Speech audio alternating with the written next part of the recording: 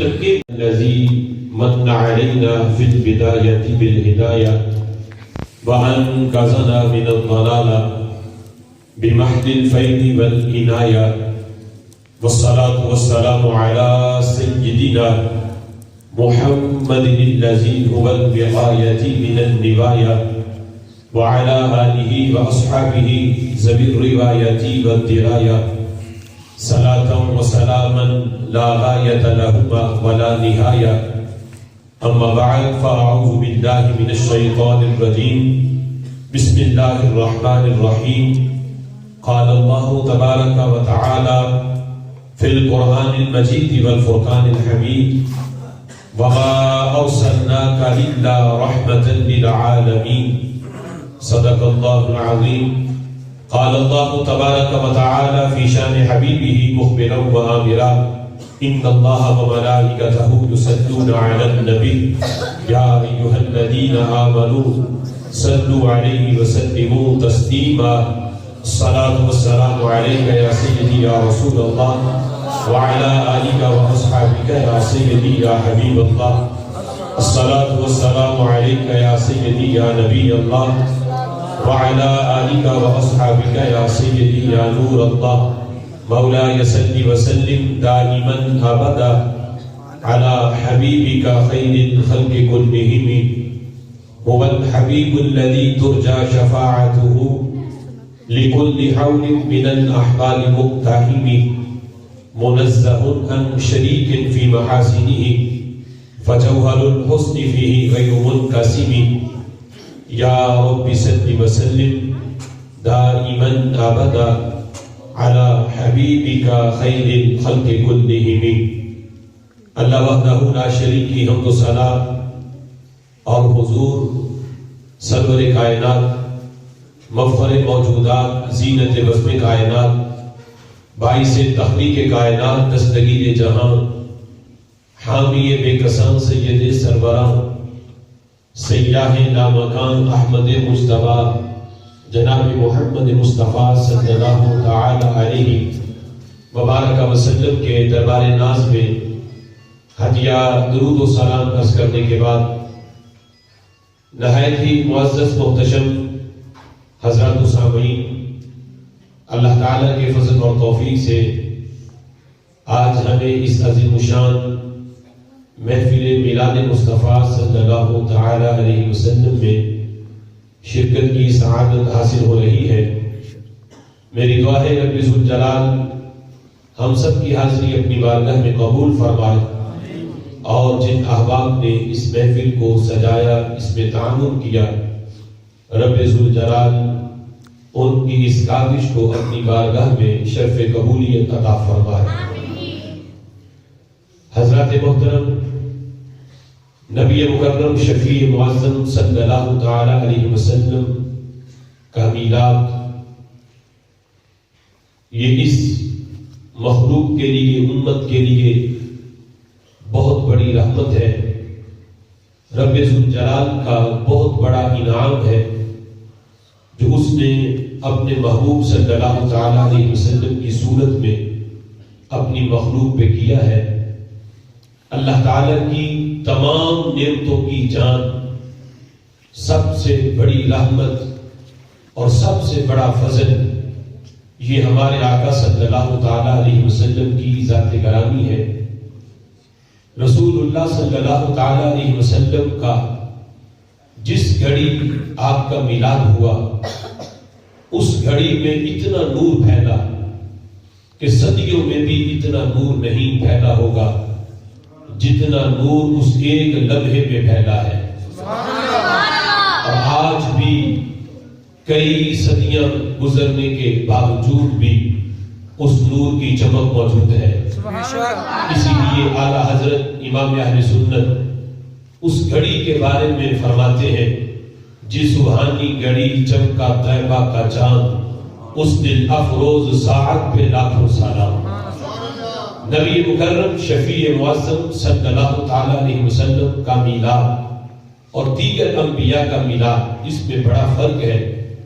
رسول اللہ صلی اللہ تعالی علیہ وسلم کے میلاد سے پہلے کم و بیش 1,64,000 24,000 انبیاء کرام اس کائنات میں جلوہ گر ہوئے، اور میرے آقا کے میلاد سے پہلے کئی صدیاں گزری. ان تمام صدیوں میں 1 لاکھ کم و بیش 24,000 انبیاء نے جو اس مخلوق کو نور دیا، ان کا مجموعی نور ایک طرف رکھو. رسول اللہ صلی اللہ تعالی علیہ وسلم نے جو نور اس امت کو دیا ہے وہ ایک طرف رکھو. تمام انبیاء کا نور مل کر ہمارے آقا کے میلاد کے نور کا مقابلہ نہیں کر سکتا. دیگر انبیاء کائنات میں جلوہ گر ہوئے تو ان کی آمد کا انداز یہ تھا کہ جب کوئی نبی دنیا میں تشریف لاتا تو تھوڑی دیر کے لیے وہاں سے اندھیرے دور ہوتے، کفر اور شرک کا اندھیرا دور ہوتا، اللہ تعالیٰ کی توحید کا نور پھیلتا. لیکن جب وہ نبی دنیا سے تشریف لے جاتے تو ان کے دنیا سے پردہ فرمانے کے بعد پھر اندھیرا چھا جاتا، اور پھر نئے نبی کی ضرورت محسوس ہوتی کہ کوئی نیا نبی آئے اور آ کے وہ اندھیرے دور کرے. پھر نیا نبی دنیا میں تشریف لاتا، اس کے آنے سے بھی تھوڑی دیر کے لیے اندھیرے دور ہوتے. جب نبی دنیا سے تشریف لے جاتے پھر وہی اندھیرا چھا جاتا. ہر نبی کے آنے کے بعد اور اس کے دنیا سے تشریف لے جانے کے بعد نئے نبی کی ضرورت محسوس ہوتی رہی کہ آئے کوئی نبی اور آ کے اندھیرے دور کرے. لیکن جب مکہ کی سرزمین پر حضرت آمینہ رضی اللہ تعالی عنہا کے گھر وہ نبی آخر الزمان کی صورت میں جو نور جلوہ گر ہوا، ان کے دنیا سے ظاہری پردہ فرمانے کے بعد بھی وہ نور بجھا نہیں، آج بھی ہمارے سینوں کو جگمگا رہا ہے. اعلیٰ حضرت امام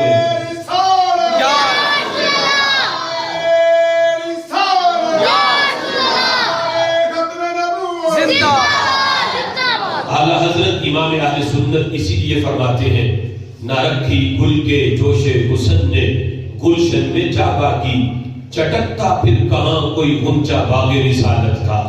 فرماتے ہیں کہ ہر نبی دنیا میں آئے ہیں، انہوں نے آگے نور دیا ہے، مہک دی ہے، لیکن کسی نبی نے آگے صحن چمن کو بھرا نہیں، باغ نبوت مکمل نہیں ہوا. ہر نبی کے آنے کے بعد باغ نبوت میں گنجائش باقی رہی کہ کوئی اور پھول کھلے. لیکن محبوب مکہ کی سرزمین پر جب نبی آخر زمان کا یہ پھول جب کھلا ہے، اس نے صحن چمن کو اتنا مکمل کر دیا ہے، اب صبح قیامت تک نہ کسی نبی کی ضرورت ہے نہ کسی رسول کی ضرورت ہے. لوگ کہتے ہیں کہ تم ہر سال میلاد مناتے ہو، نبی تو 1 سال آئے تھے، ان کا 1 سال میلاد ہوا تھا، تم ہر سال میلاد مناتے ہو، تو اس کا سبب کیا ہے؟ ہم کہتے ہیں کہ نبی صلی اللہ علیہ وسلم کے آنے سے جو نور پھیلا تھا، اگر وہ نور ختم ہو چکا ہے تو پھر ہم میلاد نہیں مناتے. اور اگر آج بھی اس نور کی چمک موجود ہے تو پھر جس نبی کا نور موجود ہے اس کا سرور بھی موجود ہے. جس نبی کا اب تک جو نور وہ لے کر آئے تھے وہ نور نہیں بجھا، آج بھی ہمارے سینوں کو وہ نور جگمگا رہا ہے. تو یقیناً نبی پاک علیہ الصلوۃ والسلام کے میلاد پہ جو خوشی ہے وہ سرور بھی ہر سال پھر برقرار رہے گا. اعلیٰ حضرت امام اہل سنت ایک اور مقام پر دیگر انبیاء کے میلاد میں اور ہمارے آقا علیہ الصلوۃ والسلام کے میلاد میں جو فرق ہے اس کو واضح کرتے ہیں. فرماتے ہیں پاک کرنے کو وضو تھے تم نماز جاں فضا ہو، سب بشارت کی اذان تھے تم اذان کا مدعا ہو. فرماتے محبوب جتنے نبی کائنات میں آئے ہیں ان کی حیثیت کیا تھی؟ پاک کرنے کو وضو تھے. آپ نماز پڑھتے ہو، نماز سے پہلے وضو کرتے ہو. وضو عبادت مقصودہ نہیں، نماز ادا کرنے کا سبب ہے. اگر نماز نہ ہو تو وضو بھی نہ ہو. نماز کے لیے وضو ہے، اگر نماز نہ ہوتی تو وضو بھی نہ ہوتا. تو میرے امام کہتے ہیں محبوب دیگر انبیاء جو کائنات میں آئے ہیں ان کی حیثیت وضو والی ہے اور تمہاری حیثیت نماز والی ہے. پاک کرنے کو وضو تھے تھے تم اذان کا مدعا ہو. آج مسجد سے 5 وقت کی اذان ہوتی ہے. اذان کا مدعا نماز ہے. نماز کے لیے بلانے کے لیے اذان دی جاتی ہے. میرے امام کہتے ہیں محبوب کو 1,24,000 جو انبیاء اس کائنات میں آئے ہیں ان کے آنے کا مقصد یہ تھا وہ تمہارے آنے کی اذان دینے کے لیے آئے تھے. سب بشارت کی اذان تھے. تم ان کی اذان کا مدعا ہو. دیگر نبی مقصود کائنات نہیں ہے. اے محبوب اللہ نے آپ کو مقصود کائنات بنا کے بھیجا ہے. نبی مکرم شفیع معظم صلی اللہ تعالی علیہ وسلم کا میلاد اس کا فیض اتنا ہے. آج لوگ کہتے ہیں میلاد سے ہمیں ملا کیا ہے. میں کہتا ہوں کائنات میں کوئی جگہ ایسی دکھاؤ تو صحیح جہاں میرے محبوب کے میلاد کا فیض پہنچا نہ ہو. وہ کوئی ذرہ زمین کا کوئی کونا کوئی چھپا ایسا دکھاؤ جہاں میرے محبوب کے میلاد کا فیض نہیں پہنچا. کائنات کے ذرے ذرے کو رسول اللہ صلی اللہ علیہ وسلم کے میلاد کا فیض پہنچا ہے. بخاری شریف کی حدیث ہے میرے آقا فرماتے ہیں زمین میں پہلے یہ خاصیت نہیں تھی. زمین کے اندر پہلے یہ کوالٹی نہیں تھی کہ پوری روئے زمین پہ جہاں پر بھی کوئی بندہ سر رکھے زمین پہ تو وہ سر رکھنا اللہ کی بارگاہ میں سجدہ بن جائے. زمین میں پہلے یہ کوالٹی نہیں تھی. پہلے جگہ خاص تھی انبیاء کے لیے بھی اور ان کی امت کے لیے بھی. ان کو خاص جگہوں پہ آ کے نماز پڑھنا پڑتی, عبادت کرنا پڑتی, پھر جا کے ان کی نماز قبول ہوتی. ایسا نہیں کہ وہ کسی جگہ پہ ہے, کسی صحرا میں ہے, کسی جنگل میں ہے, وہیں عبادت کا وقت آ جائے وہیں سر رکھے زمین پر تو وہ سجدہ بن جائے. پہلے ایسا نہیں تھا. میرے محبوب فرماتے ہیں زمین کو یہ فیض ملا ہے تو میرے میلاد کے صدقے ملا ہے. سبحان اللہ. کتنی بڑی مشکل میلاد نے حل کر دی. آج ایک تو ہے کہ فقہی مسجد کہ جہاں 5 وقت کی نماز ہوتی ہے جماعت کے ساتھ نماز پڑھو تو 27 نمازوں کا ثواب ہے ایک نماز پہ. اور ایک ہے کہ مسجد سے بندہ دور ہو وہاں نماز کا وقت آ جائے تو اس کے لیے ضروری نہیں کہ وہ 10 میل کا سفر طے کر کے مسجد میں آئے اور آتے آتے نماز کا وقت ہی نکل جائے. وہ جہاں ہے وہیں مصلی بچھائے منہ قبلے کی طرف کرے وہیں نماز پڑھ لے اللہ وہیں سے قبول فرما لیتا ہے. زمین میں پہلے یہ کوالٹی نہیں تھی. پہلے انبیاء کو مخصوص جگہوں پہ آنا پڑتا. اگر بیچ میں یہ میلاد کی شب ہمیں نہ ملتی, ہمارے آقا کا میلاد نہ ہوتا, آج ایک بندے کو جو 10 میل مسجد سے دور ہے نماز کا وقت آ جاتا, اسے اتنا سفر طے کر کے مسجد میں آنا پڑتا, آتے آتے نماز کا وقت ہی نکل جاتا. یہ مشکل بھی حل کی ہے تو میلاد کی شب نے کی ہے. میرے آقا فرماتے ہیں جعلت لی الارض مسجدا وطہورا, میرے میلاد سے پوری زمین کو یہ فیض ملا ہے. میرے قدم لگے زمین پہ اللہ نے پوری زمین کو مسجد بنا دیا ہے. جعلت لی الارض مسجدا وطہورا, پوری زمین ان معنوں میں مسجد ہے کہ جہاں پر بھی نماز کا وقت ہے اگرچہ وہاں فقہی مسجد موجود نہیں, وہ صحرا ہے, وہ جنگل ہے, وہ بھی آباد ہے, جہاں پر بھی بندہ مصلی بچھا کے نماز پڑھتا ہے رب ذوالجلال وہیں سے اس کی نماز قبول فرما لیتا ہے.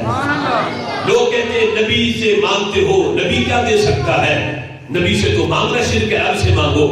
میں کہتا ہوں جس نبی کے قدم کی خیرات پوری روئے زمین کو ملی ہو کہ جس کے قدم لگنے سے پوری زمین مسجد بن جائے, جس کے قدم کی خیرات سے زمین کا کوئی چپا خالی نہ ہو, اس نبی کے ہاتھ کی ثقافت کا عالم پھر کیا ہوگا.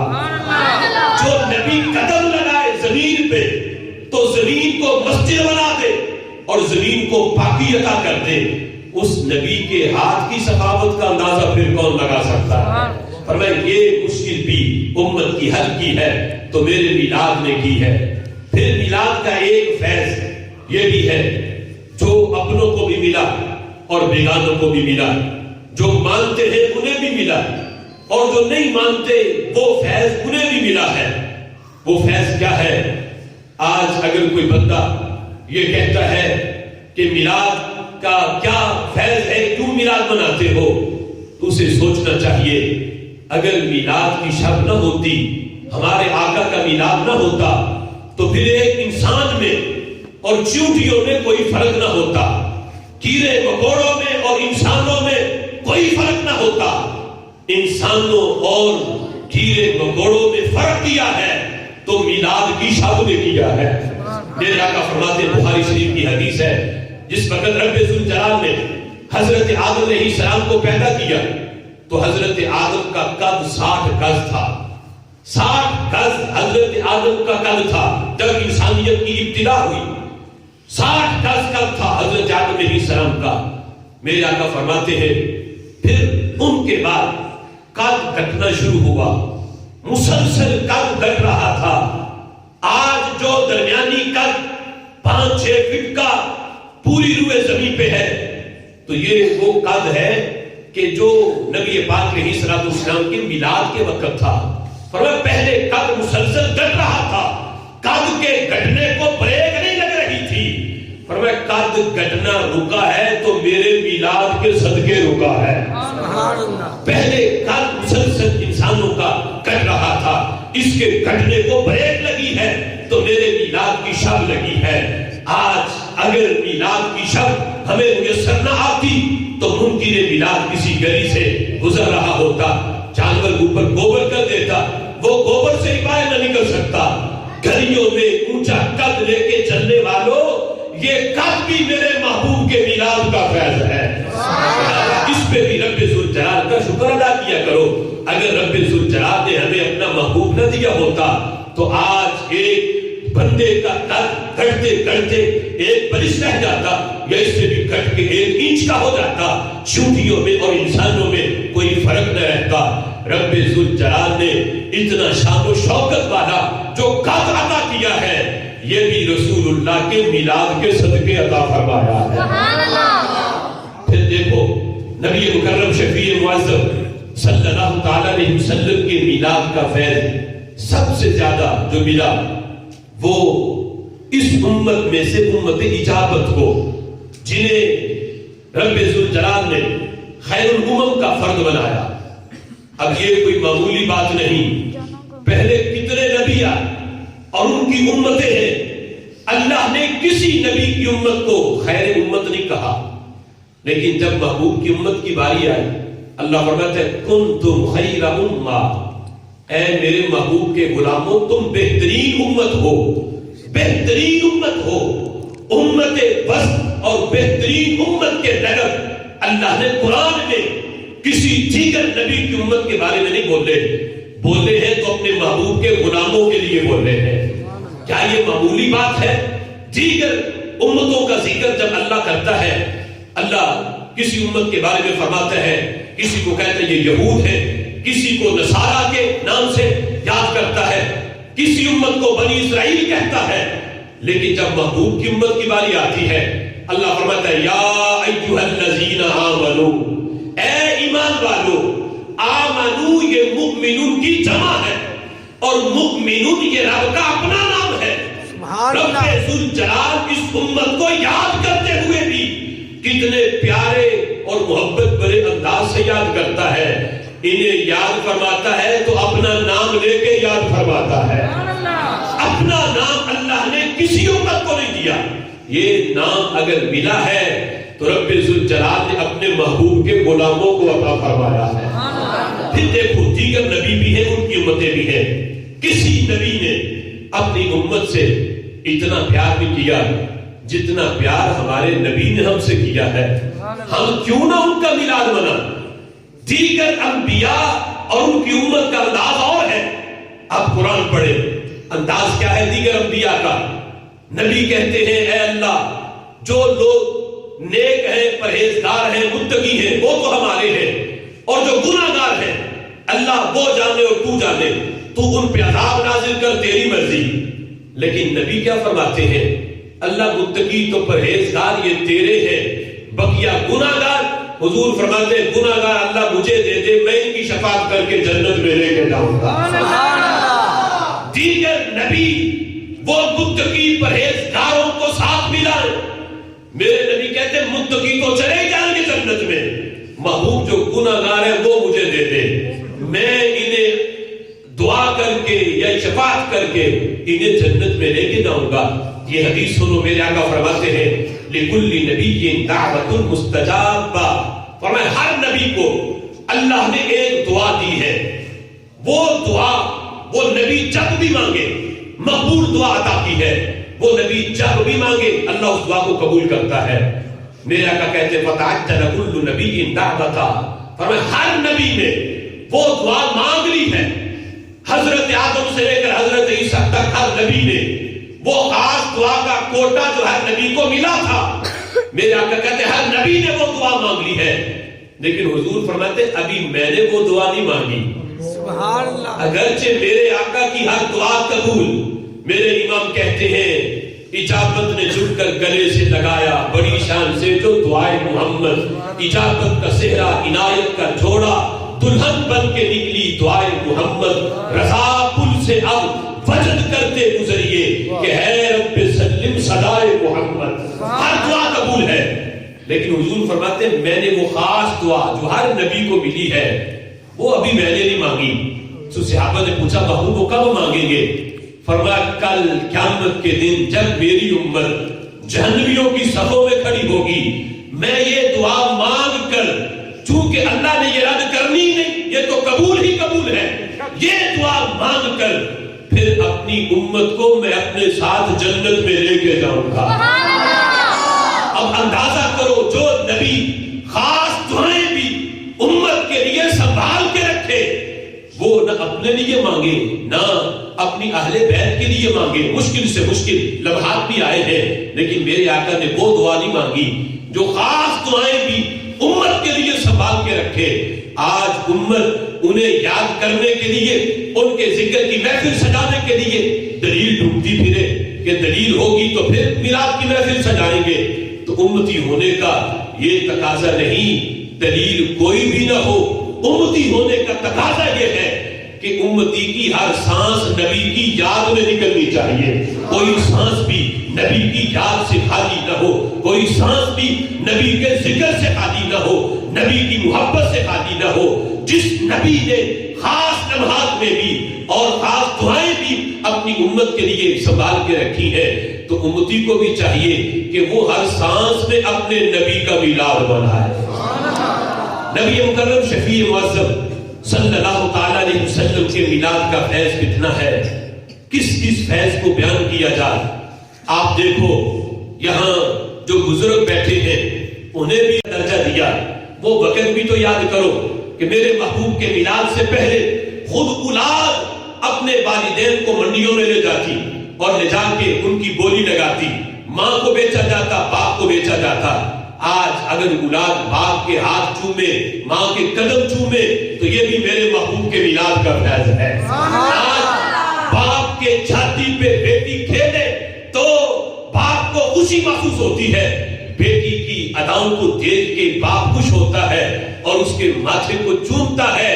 یہ اندازہ کرو کہ جب میلاد نہیں ہوا تھا تو یہی باپ اپنے ہاتھوں سے اپنی بیٹی کو زندہ زمین میں دفن کرتا، بھائی اپنے ہاتھوں سے اپنی بہن کو زمین میں زندہ دفن کرتا. آج بیٹی کا یہ مقام ہے، بہن کو عزت دی جا رہی ہے. والدین کا جو مقام اور مرتبہ ہے یہ مقام ملا ہے تو میرے محبوب کے میلاد کے فیض سے ملا ہے. دیگر انبیاء اور ان کی امت اور ان کا معاملہ دیکھو. ہر نبی نے اپنی امت کو یہ درس تو دیا ہے کہ اسلام قبول کرو، کفر اور شرک کو چھوڑو، صراط مستقیم پہ چلو، تمہیں جنت ملے گی. لیکن کسی نبی نے اپنی کسی امتی سے یہ نہیں کہا کہ اسلام قبول کرنے کے بعد تم اتنا وقت اگر اسلام میں گزارو گے تو تمہیں یہ عظمت ملے گی، یہ مقام ملے گا. آپ دیکھو دیگر جو امتیں ہم سے پہلے گزری ہیں بڑی بڑی لمبی ان کی عمر ہوتی تھی. کسی کی 200 سال، 500 سال، 1000 سال، 1200 سال عمریں رہی ہے، لمبی لمبی عمریں. لیکن کسی نبی نے یہ نہیں کہا اپنے کسی امتی سے اگر تم اسلام میں 50 سال گزارو تمہیں یہ مقام ملے گا، 100 سال گزارو تو یہ عظمت ملے گی. لیکن جو دین ہمارے نبی لے کر آئے ہیں ان کی شریعت میں اس چیز کا بیان ہے کہ میرا دین قبول کر کے اگر کوئی عالم نہیں بھی بنا، مفتی نہیں بھی بنا، محدث نہیں بھی بنا، حافظ قرآن نہیں بھی بنا، لیکن رہا میرا پکا امتی، اسلام میں جو پرانا ہوگا تو اس کی عظمت اور مقام بڑھتا چلا جائے گا. اللہ اکبر یا رسول اللہ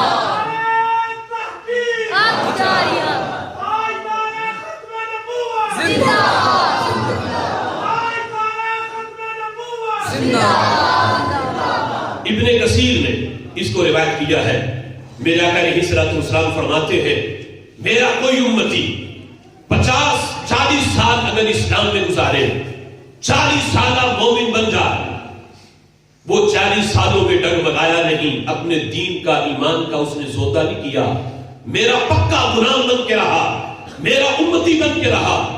فرمایا جب 40 سال پورے ہوں گے رب ذوالجلال اس کے بدن پہ اتنا نور برساتا ہے کہ 40 سالوں کے بعد اب وہ بندہ موذی بیماریوں سے محفوظ ہو جاتا ہے. اللہ اس بندے کو موذی بیماریوں سے بچا لیتا ہے. اگرچہ اس نے 40 سال ہونے پر کوئی انجیکشن موذی بیماریوں سے بچنے کے لیے نہیں لگوایا، کوئی دوائی نہیں کھائی، اپنے جسم پہ اس نے کوئی ملم استعمال نہیں کی، صرف 40 سال اس نے اسلام میں گزارے ہیں. میرے آقا فرماتے اس کی برکت سے اللہ اسے موذی بیماریوں سے محفوظ فرما لیتا ہے. وَإِذَا بَلَغَ 50 نَيَّنَ اللَّهُ الْحِسَابَ. فرمایا جب وہ عمر گزارتے ہوئے 50 سال کا ہو جائے اب اسے برکت کیا ملے گی؟ فرمایا جب عمر 50 سال ہوگی رب ذوالجلال نے پہلے تو حساب بڑا سخت لینا تھا، اب جب 50 سالہ مومن ہو کے اب فوت ہوگا تو رب ذوالجلال اس سے حساب لیتے ہوئے نرمی فرمائے گا، سختی نہیں ہوگی، اللہ حساب نرم لے گا. میرے آقا فرماتے ہیں وَإِذَا بَلَغَ 90 غَفَرَ اللَّهُ مَا تَقَدَّمَ مِنْ ذَنبِهِ وَمَا تَأَخَّرَ. فرمایا جو بندہ عمر گزارتے ہوئے اسلام میں 90 سال کا ہو جائے، 90 سالہ مومن، اب برکت کیا ملے گی؟ میرے آقا فرماتے ہیں غفر اللہ ما تقدم من ذنبہ وما تأخر. 90 سال کا ہوا برکت یہ ملی اللہ اس کے اگلے اور پچھلے سارے گناہوں کو معاف فرما دیتا ہے. 90 سال ہونے کے بعد اس نے کوئی چلا نہیں لگایا، کوئی وظیفہ نہیں کیا گناہ معاف کروانے کے لیے، کوئی اس نے الگ سے نفل نہیں پڑھے، صرف 90 سال اسلام میں گزارے ہیں. میرے آقا فرماتے ہیں اس کی برکت سے اللہ اس کے اگلے پچھلے گناہوں کو معاف فرما دیتا ہے. آگے فرمایا وَشَفَّعَهُ فِي أَهْلِ بَيْتِهِ. اکیلا جنت میں نہیں جائے گا، اب اس کی بات کی ویلیو رب کے دربار میں کتنی ہے.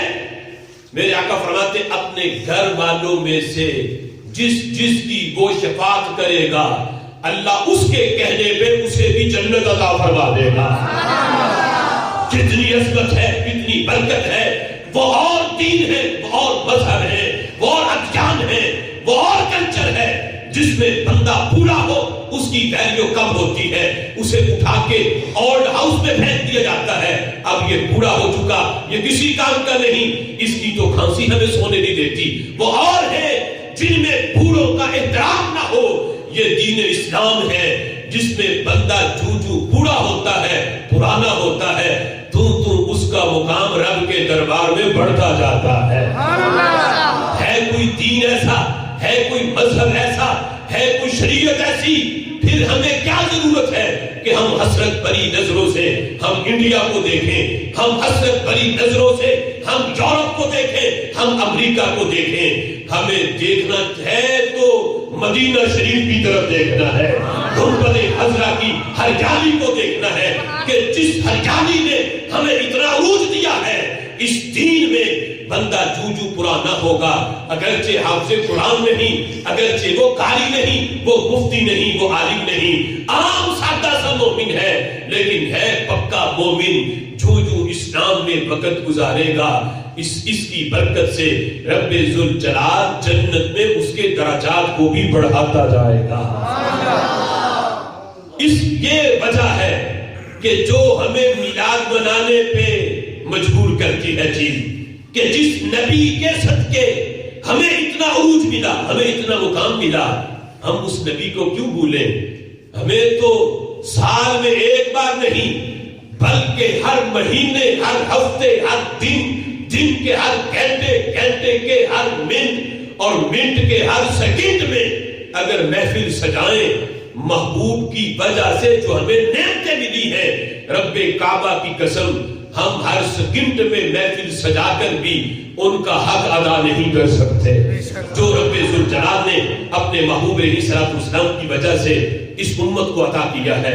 اب دیکھو آج نبی مکرم شفیع معظم صلی اللہ تعالی علیہ وسلم کے میلاد کے موقع پر ایک طبقہ کی طرف سے وہ اگرچہ لفظ میلاد سے انہیں چڑ ہے، لیکن وہ اس کے مقابلے میں میلاد کی محافل کے مقابلے میں اشتہار ان کے بھی چھپتے ہیں، لیکن اس میں میلاد النبی محفل اس کا ذکر نہیں ہوتا۔ وہ ٹائٹل دیں گے سیرت النبی کانفرنس، سیرت النبی کانفرنس، حالانکہ بغیر میلاد کے ذکر کے سیرت بھی مکمل نہیں ہوتی۔ سبحان اللہ، بے شک۔ جو لوگ آپ کہتے ہیں کہ قائد اعظم پر مضمون لکھو، علامہ اقبال پہ مضمون لکھو، تو پھر یہ بھی تو لکھنا پڑتا ہے نا کہ علامہ اقبال پیدا کب ہوئے اور ان کی وفات کب ہوئی۔ تو جس کی سیرت لکھو گے، جس کی سیرت بیان کرو گے، بغیر ذکر میلاد کے سیرت مکمل کیسے کرو گے؟ جب بیان کرو گے یہ تو لکھو گے، یہ تو کہو گے۔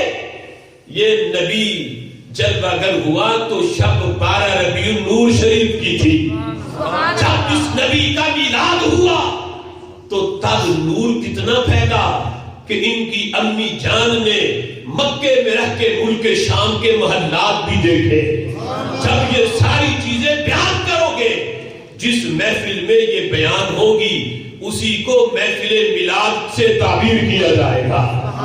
محفل میلاد کوئی انوکھی چیز تو نہیں، محفل میلاد محافل میلاد کہتے ہیں جس میں نبی پاک علیہ الصلوۃ والسلام کی آمد کا، ان کے خصائص، ان کے کمالات کا جو رب نے انہیں عطا کیے ہیں ان کا ذکر کرو۔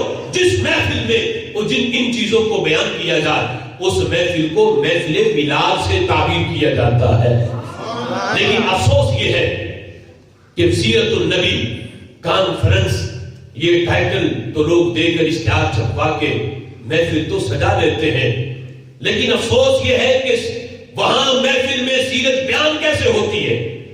ایک ہے ہمارا انداز، یہ انداز وہ ہے جو ہم نے گڑھا نہیں صحابہ سے پڑھا ہے، اور ایک ہے وہ انداز سیرت بیان کرنے کا۔ لوگوں نبی کی شان بڑھا چڑھا کے بیان نہ کرو، کوئی فرق نہیں تھا، وہ بھی ہم جیسے ہی تھے۔ معاذ اللہ ان کے بھی 2 ہاتھ تھے، ہمارے بھی 2 ہاتھ ہیں، آنکھیں ان کی بھی 2 تھی، ہماری بھی 2 ہیں، کان ان کے بھی 2 تھے، ہمارے بھی 2 ہیں، کوئی فرق نہیں تھا۔ معاذ اللہ وہ ڈاکیے کی حیثیت سے آئے تھے، ڈاک دے کے چلے گئے، اس سے زیادہ ان کی کوئی حیثیت نہیں۔ یہ ہے ان لوگوں کا سیرت بیان کرنے کا انداز۔ لیکن ہم کہتے ہیں کہ ظالموں، سیرت بیان کرنے کا یہ انداز اس کی تو ضرورت ہی نہیں۔ میرے آقا بشری لبادہ اوڑھ کے آئے ہیں، بچہ بچہ جانتا ہے ہر انسان کے ہاتھ 2 ہوتے ہیں، ہر انسان کی آنکھیں 2 ہوتی ہیں، ہر انسان کے کان 2 ہوتے ہیں۔ یہ تعداد بیان کرنے کی ضرورت ہی نہیں، یہ تو بچے بچے کو پتا ہے۔ ہاں بیان کرنی ہے سیرت تو یہ کرو، نبی کے ہاتھ تو 2 ہی تھے، لیکن جب ہاتھ اٹھتا تھا تو جنت کے پھل تک بھی پہنچ جاتا تھا۔ بیان کرنا ہے تو یہ کرو، نبی کے ہاتھ تو 2 ہی تھے، ایک ہاتھ میں انگلیاں تو 5 ہی تھی، لیکن ایک ہاتھ کی ایک انگلی میں پاور اتنی تھی، ڈوبے سورج پہ پڑتی تو سورج واپس پلٹتا، چاند پہ پڑتی تو چاند کے ٹکڑے کر دیتی۔ بیان کرنا ہے تو یہ کرو کہ ان کے کان تو 2 ہی تھے، لیکن سننے کی پاور اتنی تھی، وہ اپنی ماں کے شکم اطہر میں لوہے محفوظ پہ قلم کے چلنے کی آواز بھی اپنے کانوں سے سن لیتے تھے. بیان کرنا ہے تو یہ کرو. نبی کی آنکھیں تو دو ہی تھیں لیکن دیکھنے کی پاور اتنی تھی. بیٹھے فرش زمین پہ ہوتے لوہے محفوظ کی تحریر بھی پڑھ کے سنا دیتے تھے.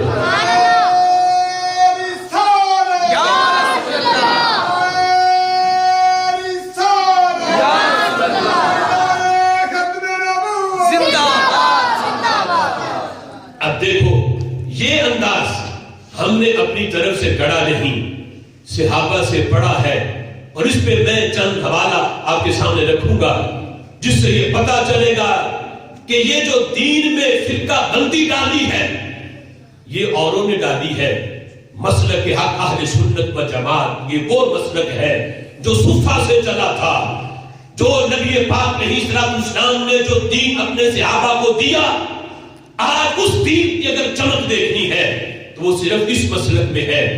دین کے اندر جو راہیں نکالی، نئی نئی باتیں جو نکالی ہیں یہ اوروں نے نکالی. پرانا دین اگر دیکھنا ہے صفا والا، اس کی چمک ملے گی تو اہل سنت و جماعت میں ملے گی. ایک تابعی نے جب کسی صحابی سے پوچھا، نبی پاک علیہ السلام کا ظاہری وصال ہو چکا، صحابی کا نام ہے حضرت ابو امامہ باہلی رضی اللہ تعالیٰ عنہ.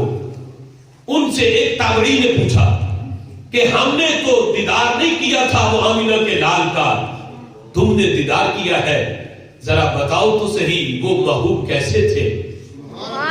ان کے حسن و جمال بیان کرو، وہ دکھنے میں کیسے لگتے تھے؟ ابو امامہ باہلی نے کیا ان کا انداز تھا سیرت بیان کرنے کا. اب دیکھو ایک صحابی سیرت بیان کرنے لگا. ابو امامہ باہلی رضی اللہ تعالیٰ کو بولے تو پورا نقشہ حضور کے حسن و جمال کا کھینچا.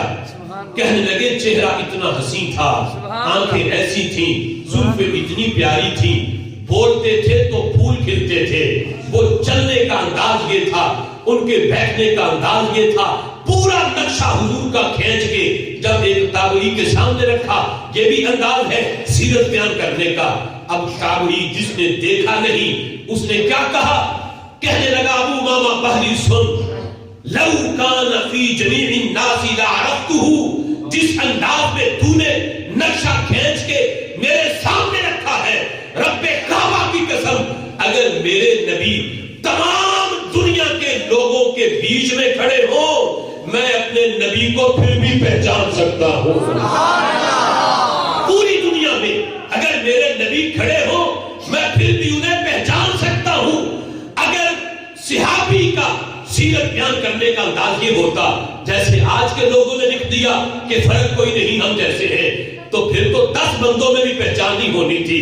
لیکن جس انداز میں نقشہ کھینچا ہے، تابعی نے کہا ایسا حسین تو نبیوں میں بھی کوئی نہیں ہے، تو صرف آمینہ کا لال ہے جسے رب ذوالجلال نے اتنا حسین بنایا. اگرچہ نبیوں میں حسین حضرت یوسف بھی تھے، لیکن حضرت یوسف علیہ السلام بھی کو اللہ نے وہ حسن نہیں دیا جو اللہ نے ہمارے نبی کو عطا فرمایا. ایسا تجھے خالق نے طرفدار بنایا، یوسف کو بھی تیرا طالب دیدار بنایا. کیسا انداز ہے صحابہ کا. آج لوگ کہتے ہیں ساری زندگیاں جن کی اس بات میں گزر گئیں کہ ہمیں کوئی حدیث ملے کہیں سے جس کا مضمون یہ ہو کہ نبی تو معاذ اللہ رب سے مانگتے رہے، دعائیں کرتے رہے، کر کے تھک گئے، رب نے قبول ہی نہیں کی. یہ انداز ان لوگوں کا. لیکن صحابہ کا انداز کیا ہے؟ میرے آقا علیہ السلام کی زبان سے جو کلمات نکلتے ہیں رب ذوالجلال کے دربار میں فوراً قبول ہو جاتے ہیں. اب دیکھو انداز اور صحابہ کی سوچ کیا ہے. لوگ کہتے ہیں کہ ہمیں بات ایسی ملے جس سے پتا چلے رب کے دربار میں نبی کی بات کی ویلیو کوئی نہیں. اور صحابہ کا انداز یہ ہے رب کے دربار میں نبی کی بات کی ویلیو اتنی ہے جس کو میرے امام نے اپنے لفظوں میں بیان کیا، وہ زبان جس کو سب کن کی کنجی کہیں اس کی نافذ حکومت پہ لاکھوں سلام. اس سلسلہ میں مسند امام احمد میں یہ حدیث ہے.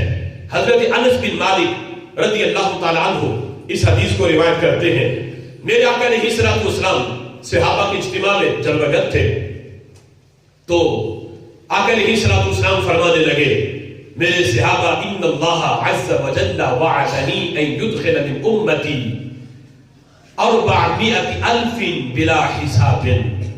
میرے آقا فرماتے ہیں رب ذوالجلال نے مجھ سے یہ وعدہ کیا ہے، محبوب آپ کی امت میں سے 4 لاکھ بندوں کو میں بغیر حساب کے جنت میں داخل کروں گا، حساب ہی نہیں دوں گا ان کا، نام اعمال پہ نام اعمال تولنے نہیں جائیں گے، 4 لاکھ بغیر حساب کے جنت میں جائیں گے۔ جس وقت یہ بات ہوئی تو صحابہ میں صدیق اکبر بھی بیٹھے تھے۔ اب سننا حضرت صدیق اکبر کا عقیدہ کیا ہے، کھڑے ہوتے ہیں، عرض کرتے ہیں محبوب زدنا، محبوب یہ تعداد تو بڑی تھوڑی ہے، آپ کی امت تو اربوں خربوں میں ہوگی، 4 لاکھ بغیر حساب کے جنت میں چلے جائیں تو بقیہ کا کیا ہوگا؟ میرے آقا یہ تعداد بڑی تھوڑی ہے، زدنا، اس تعداد کو بڑھائیں، تعداد میں اضافہ کریں۔ اگر صدیق اکبر کا نظریہ یہ ہوتا نبی کے کہنے سے کیا ہوتا ہے تو پھر یہ کہتے ہی نہ بیٹھے رہتے۔ عقیدہ یہ تھا نبی کہے تو اللہ تعداد بڑھا بھی سکتا ہے، رب کے دربار میں ان کے کہنے کی اتنی ویلیو ہے، یہ عرض کریں گے اللہ تعداد بڑھا دے گا۔ میرے آقا علیہ الصلوۃ والسلام کی بارگاہ میں جب یہ کہا زدنا محبوب تعداد بڑھائیں تو میرے آقا نے بھی یہ نہیں فرمایا ابو بکر پہلے 4 لاکھ کو بڑی مشکل سے بخشوایا ہے، اب مزید تعداد بڑھے گی نہیں میرے کہنے پہ۔ میرے آقا نے یہ نہیں فرمایا بلکہ فرمانے لگے، یوں میرے آقا نے ہاتھوں کو ملایا اور ہاتھوں کو ملا کے فرمایا لو ابو بکر اتنے اور بغیر حساب کے جنت میں جائیں گے۔ تعداد بیان نہیں کی، ہاتھوں کو ملا کے فرمایا ابو بکر اتنے اور بغیر حساب کے جنت میں جائیں گے۔ صدیق اکبر پھر عرض کرتے ہیں محبوب زدنا، تعداد بڑھائیں، ابھی بھی تھوڑی ہے۔ میرے آقا نے پھر ہاتھوں کو ملا کے فرمایا ابو بکر اتنے اور بغیر حساب کے جائیں گے۔ تیسری مرتبہ پھر عرض کرتے ہیں، میرے آقا نے پھر یہی جواب ارشاد فرمایا۔ جب چوتھی مرتبہ صدیق اکبر یہ کہنے لگے تو حضرت عمر بول پڑے۔ یہاں جو عقیدہ حضرت صدیق اکبر کا ہے اسے لاکھ سلام، اس جگہ پہ جو نظریہ جو سوچ حضرت عمر کی ہے اسے 200 لاکھ سلام۔ نظریہ حضرت ابو بکر کا بھی اپنی جگہ پہ سچا ہے، ان کا عقیدہ بھی سچا ہے، لیکن جو سوچ اس جگہ پہ حضرت عمر کی ہے وہ اس سے آگے کی ہے۔ کیا سوچ دی حضرت عمر رضی اللہ تعالیٰ عنہ نے بعد والوں کو؟ جس وقت چوتھی مرتبہ کہا نا صدیق اکبر نے زدنا محبوب تعداد بڑھائیں تو حضرت عمر کہنے لگے ابو بکر بس بھی کیجئے، کیوں بار بار زدنا زدنا کہتے ہو، تعداد بڑھائیں تعداد بڑھائیں، اس کی حاجت ہی نہیں۔ پوچھا کیوں؟ حضرت عمر کہنے لگے مجھ سے پوچھو تو صحیح، کہتے میرا یہ نظریہ ہے کہ جب میرے آقا نے پہلی مرتبہ یوں ہاتھوں کو ملا کر یہ فرمایا تھا ابو بکر اتنے اور بغیر حساب کے جنت میں جائیں گے، تو محبوب کی ہتھیلیوں میں پہلی مرتبہ ہی ساری امت آ گئی ہے، اب کوئی بچا ہی نہیں، تو دوسری مرتبہ زدنا کہنے کی حاجت ہی نہیں ہے۔ سبحان اللہ۔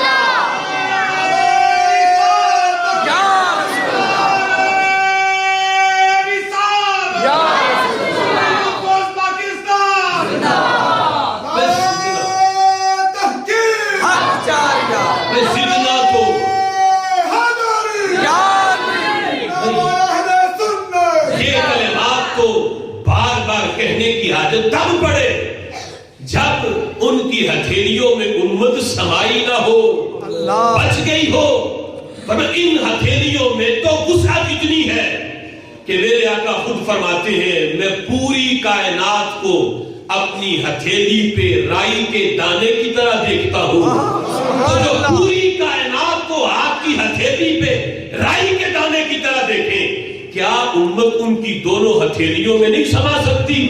اس لیے ابو بکر بار بار زدنا کہنے کی ضرورت ہی نہیں۔ اب یہ ساری باتیں محبوب کے سامنے ہو رہی تھیں، اگر بات غلط ہوتی تو میرے آقا حضرت عمر کو جھڑک دیتے اور منع کر دیتے، عمر جو تم بات کر رہے ہو یہ ٹھیک نہیں ہے۔ میرے آقا علیہ الصلوۃ والسلام فرماتے ہیں سادہ کا عمر جو کہتا ہے 100% سچ کہتا ہے۔ رب ذوالجلال اس بات پہ قادر ہے کہ پہلی ہی مرتبہ میری ہتھیلیوں میں وہ ساری امت کو جمع فرما سکتا ہے۔ جو عقیدہ حضرت عمر کا ہے وہ سچا ہے، یہ سوچ ہے صحابہ کی، یہ عقیدہ ہے، یہ نظریہ ہے صحابہ کا۔ ہاتھ صحابہ نے دیکھے تھے لیکن اپنے ہاتھوں پہ قیاس نہیں کیا، بلکہ نعرہ یہ لگایا یہ ہاتھ تو وہ ہیں جو پوری کائنات کو بھی اپنی ایک مٹھی میں سما سکتے ہیں۔ اس سلسلہ میں نبی پاک علیہ الصلوۃ والسلام کی ہاتھ کی وسعت، اس پہ بخاری شریف کی یہ حدیث بھی دلالت کرتی ہے۔ میرے آقا جب ایک موقع پر نماز پڑھانے کے لیے آپ اپنے مصلی پہ جلوگر ہوئے تو 3 مرتبہ آپ کبھی مصلی سے آگے جاتے ہیں، کبھی پیچھے آ جاتے ہیں، پھر آگے جاتے ہیں، پھر پیچھے آ جاتے ہیں۔ 3 مرتبہ یہ عمل کیا اور ہاتھ بھی یوں بلند کیا ہوا تھا۔ تو صحابہ نے بعد میں پوچھا، میرے آقا علیہ الصلوۃ والسلام نے فرمایا جب میں نے مصلی پہ قدم رکھا میرے صحابہ جنت میں دیکھ رہا تھا، جنت کے ایک درخت پہ انگوروں کا ایک گچھا لٹک رہا تھا۔ میرے دل میں خیال آیا کہ میں توڑ لوں، یہ سوچ کے آگے بڑھا، ہاتھ بڑھایا تو پھل تک پہنچ گیا، توڑنا چاہتا تو توڑ لیتا، جنت جو 7 آسمانوں کے اوپر ہے، فرمایا میرا ہاتھ تو وہاں تک گیا، چاہتا تو توڑ لیتا، لیکن میرے صحابہ یہ سوچ کے کہ جنت پر جو ایمان ہے یہ ایمان بالغیب ہے، یہ سوچ کر کے غیب ہی رہنے دوں، میں پیچھے آ گیا۔ لیکن میرے صحابہ اگر توڑتا قیامت تک تم مل کے کھاتے رہتے، کبھی وہ پھل ختم نہ ہوتا۔ سبحان اللہ، اجمال کی آمد مرحبا، اجمال کی آمد مرحبا، اب دیکھو میرے آقا علیہ الصلوۃ والسلام کا یہ فرمان، کہاں جنت زمین سے لے کے پہلے آسمان کی مسافت 500 سال کی ہے، اتنی ہی آسمان کی موٹائی ہے، اسی طرح 7 آسمانوں کے اوپر جنت ہے، اور پھر جنت کا درخت ہے، اوپر گچھا لٹکا ہے۔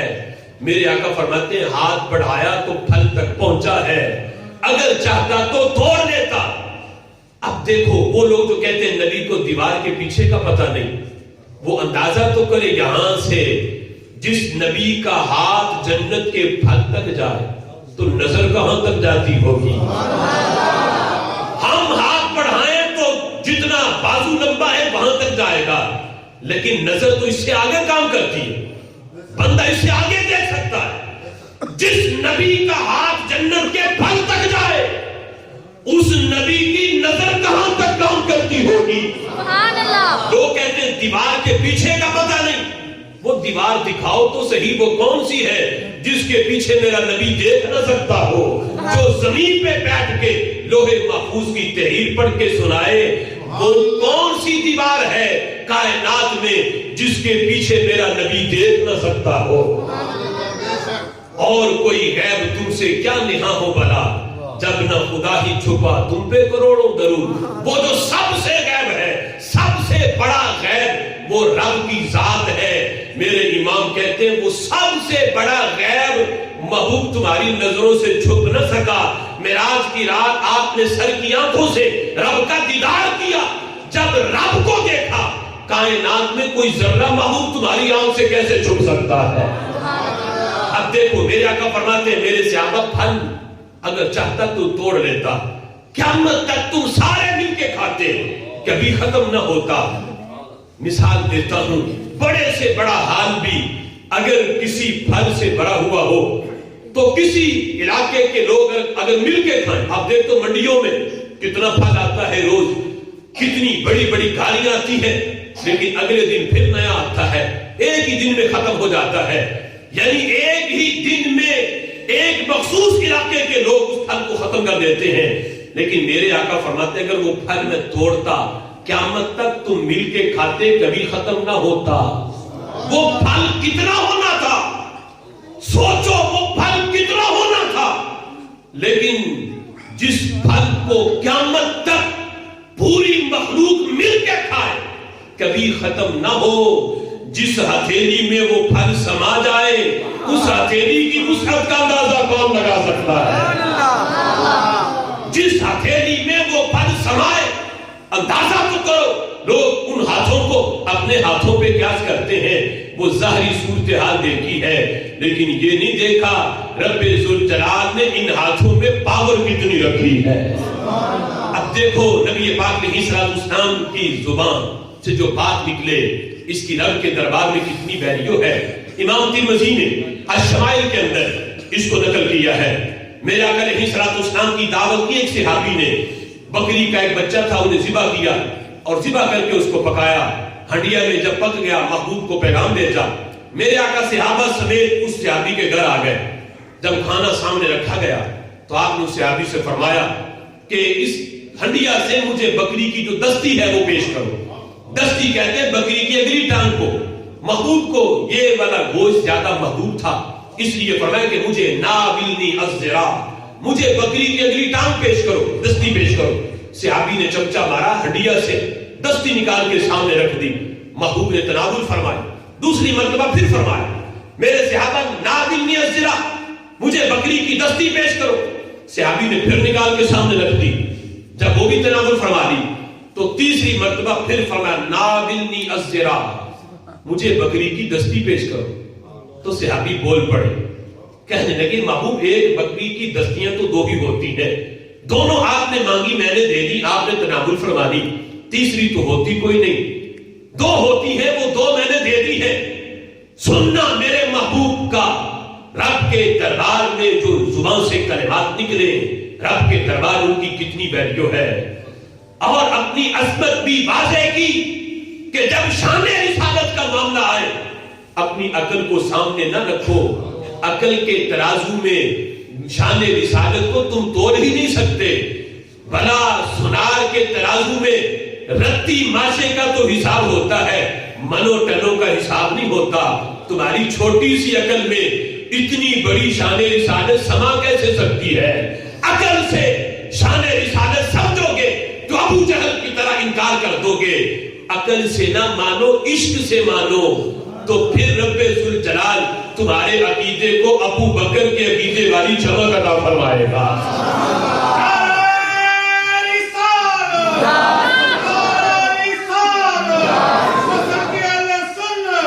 کیا فرمایا میرے آقا؟ فرمایا پتہ مجھے بھی ہے کہ دستیاں دو ہی ہوتی ہیں، لیکن صحابی یہ نہ دیکھ دستیاں دو ہیں، یہ دیکھ تجھ سے مانگی کس نے ہے، یہ دیکھ مانگ کون رہا ہے۔ لو سکتا، قسم تھا کہ کہا والذی نفسی بیدہ، رب کعبہ کی قسم، اے صحابی اگر تو چپ رہتا مجھے یہ نہ کہتا کہ دستیاں دو ہی ہوتی ہیں دے دی ہے، اگر چپ رہتا میرے کہنے پہ، اگر تو ہنڈیا سے دستیاں نکالتا رہتا، جتنی بار میں مانگتا اتنی بار ہی دستیاں نکلتی رہتی۔ اگر تو چپ رہ کے میرے کہنے پہ نکالتا، مطلب کیا ہے؟ اگر میں 10 مانگتا 10 نکلتی، اگر 100 مانگتا 100 نکلتی، 1000 مانگتا 1000 نکلتی۔ یہ نہ دیکھو دستیاں دو ہیں، یہ دیکھو کہ مانگ کون رہا ہے۔ جس نبی کے کہنا تو بڑی دور کی بات، جس نبی کے ارادے پر اللہ قبلے تبدیل کر دے، اس نبی کے کہنے پہ اللہ دستی بنا بھی سکتا ہے۔ وہ زبان جس کو سب کن کی کنجی کہے، اس کی نافذ حکومت پہ لاکھوں سلام۔ یہ انداز ہے صحابہ کا، انہوں نے یہ انداز دیا بعد والوں کو کہ نبی پاک علیہ السلام کی عظمتیں، ان کی شانیں سمجھنے کے لیے اپنی عقلوں کو سامنے نہ رکھو۔ جو عقیدہ جو نظریہ صحابہ کا ہے اسی سوچ پر چلتے رہو، رب ذوالجلال دنیا بھی روشن کر دے گا، آخرت بھی روشن فرما دے گا۔ رب ذوالجلال نے قرآن میں جب معیار دیا نا بعد والوں کو ایمان کا کہ کیسا ایمان رب کی بارگاہ میں قبول ہے، تو یہ نہیں فرمایا کہ کوئی 5 نمازیں پڑھے پھر تہجد گزار بھی ہو، پھر شب داری بھی کرے، پھر 40 دن کا ساتھ چلہ بھی لگائے، پھر اس کا ایمان قابل قبول ہے۔ نہیں، ایمان کا لیول دیا اور ماڈل پیش کیا، یہ والا ایمان ہوگا تو پھر میں قبول کروں گا۔ ماڈل کیا ہے؟ اللہ فرماتا ہے فَإِنْ آمَنُوا بِمِثْلِ مَا آمَنْتُمْ بِهِ فَقَدِ اهْتَدَوْا۔ اللہ فرماتا ہے اے بعد والو سنو، اگر ایمان لاؤ نا ان جیسا ایمان ابو بکر لائے ہیں، جیسا ایمان حضرت عمر کا ہے، جیسا ایمان عشرہ مبشرہ کا ہے، بیت رضوان والوں کا ہے، بدری صحابہ کا ہے، جیسا ایمان میرے محبوب کے صحابہ لائے، بعد والوں ایسا ہی ایمان اگر تم لاؤ گے پھر تمہارا ایمان قبول کروں گا۔ اگر تم کہو کہ جس طرح دور جدید ہے تو ایمان بھی جدید ہونا چاہیے تو پھر وہ ایمان میں قبول نہیں کروں گا۔ ہاں سہولیات جدید ان سے تم جو ہے وہ سہولیات سے تو فائدہ اٹھا سکتے ہو، لیکن بات آئے ایمان والی تو ایمان صفہ والا ہوگا تو پھر میرے دربار میں قبول ہوگا۔ یہ رب ذوالجلال نے ہمیں ماڈل دیا، خالق کائنات جل جلالہ کا ہم پہ یہ کروڑوں شکر ہے کہ اگرچہ ہم نے وہ زمانہ نہیں پایا، وہ صحابہ کا، وہ تابعین کا، وہ تبع تابعین کا جسے میرے محبوب نے بہترین زمانہ قرار دیا ہے، اگرچہ بڑا بیچ میں زمانہ موجود ہے، صدیے موجود ہے، ہم بہت بعد میں پیدا ہوئے، بڑا بیچ میں فاصلہ موجود ہے، لیکن ایک لحاظ سے بڑا قرب ہے صوفہ والوں کے ساتھ کہ جو عقیدہ اللہ نے محبوب کے صحابہ کو دیا تھا آج وہی چمک اہل سنت کے سینوں میں موجود ہے۔ میرے امام اسی لیے کہتے ہیں اہل سنت کا ہے بیڑا پار، اصحاب حضور نجم ہے اور نو ہے، اطرت رسول اللہ کی محمد سے وفا تو نے تو ہم تیرے ہیں، یہ جہاں چیز ہے کیا لوح و قلم تیرے ہیں، زندگیاں ختم ہوئیں اور قلم ٹوٹ گئے پر تیرے اوصاف کا ایک باب بھی پورا نہ ہوا۔ وآخر دعوانا ان الحمدللہ رب العالمین۔